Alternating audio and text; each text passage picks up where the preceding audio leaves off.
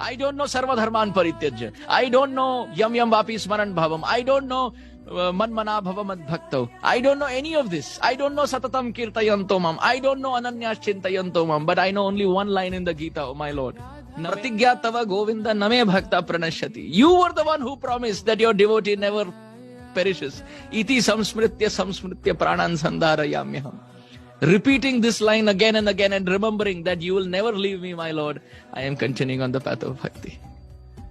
Krishna, Samuncha Muncha Alam Iti Prabhashini. Even when Putana cried, leave me, you could not leave her. So I know you will not leave me. Because in the parampara of your devotees, I am chanting your holy names. So definitely, even if I am most abominable, I have more faith in your mercy than my anarthas. My anarthas are driving me to hell. And your mercy is picking me up. And between your mercy and my anarthas, your mercy is more powerful. So, the essence of the purport of this verse is Krishna never lets go of anybody who comes to him.